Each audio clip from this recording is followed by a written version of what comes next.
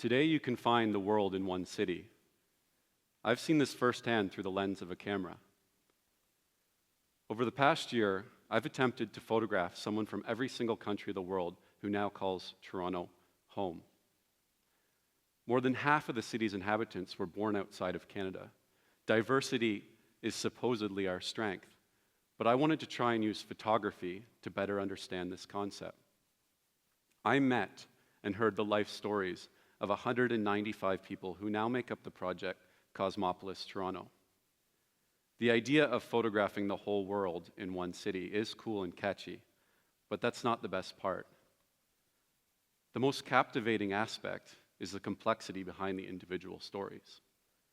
For the project, I had two basic parameters. First, I take a portrait of the person at a place in the city where they feel at home. Like Nadia, born in Bangladesh, on the subway at a regular station. Abdel Raouf, born in Palestine, in the mall where he first took his 5 daughters when they arrived in Toronto.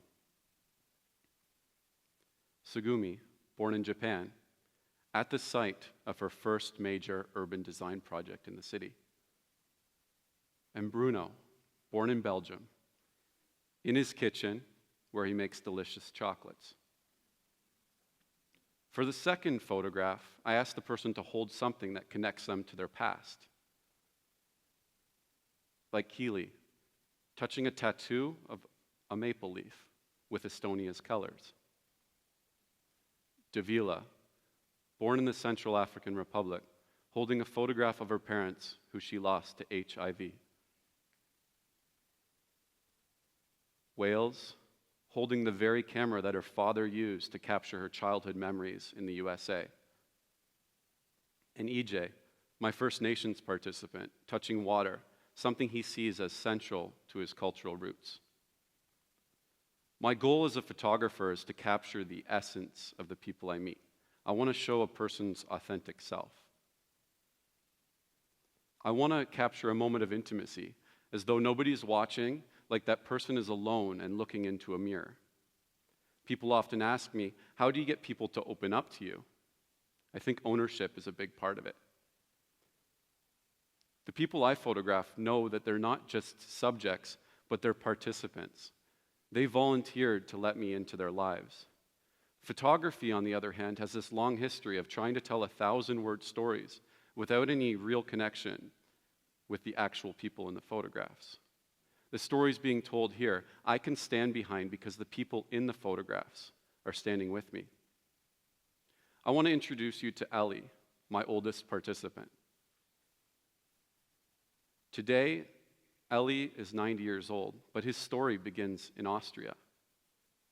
In 1939, at the age of only 15, Ellie fled Vienna, leaving behind his family. They were later killed in a Nazi concentration camp. In 1951, Ellie came to Canada to join his brother, someone he hadn't seen for 15 years. Once he arrived, he settled in Toronto, but he couldn't speak English. Luckily, his brother had connections and set him up with his first job at a music store. It was there that Ellie's passion for the guitar turned into self-taught expertise. It seems appropriate that I'm telling Ellie's story here, in the very auditorium where Ellie was invited to join the Royal Conservatory of Music in 1959. Ellie still teaches at the University of Toronto. He's taught some of Canada's greatest guitarists. Although mostly deaf and blind today, Ellie still manages to play the Ramirez Classical, something he told me is the grand piano of the guitar. But this is just one story out of 195. It was an absolute honor to tell Ellie's story, someone whose migration to Canada indisputably changed this country. But this is just one story out of 195. There are 194 others that would make you want to laugh, cry, get to know the person in the photograph. It doesn't need to be as complicated as trying to photograph the whole world in one city. These people are your neighbors. right? They may have packed your groceries or filled your prescription or were stuck beside you in traffic on your way to this very conference. But they're heroes. They've gone through unimaginable struggles and climbed the highest mountains just to get here, and yet I could have gone through life without ever knowing them. It isn't always easy to pause and listen. I understand that, especially in a world full of distractions. But it's so important. And as I said, it doesn't need to be as complicated as trying to photograph the world in one city. We can all find easy ways to reconnect with the important people in our lives. I challenge you to do this.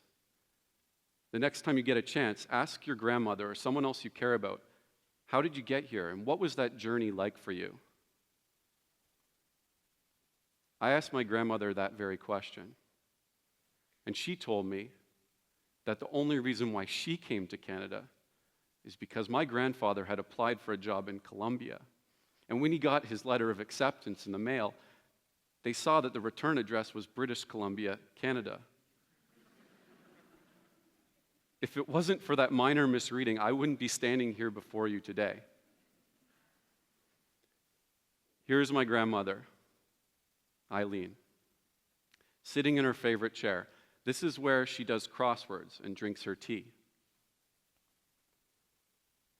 These photo albums of my mother's childhood are her most prized possessions. Next time you get a chance, don't waste it.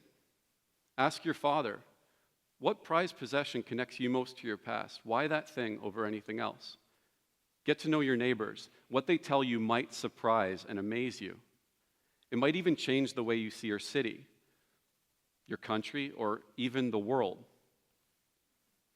I didn't tell these stories all by myself. All I did was hold up that mirror. Ordinary people do have the most extraordinary stories to tell. We just have to hold up that mirror, ask the right questions, sit back, and listen. Thank you.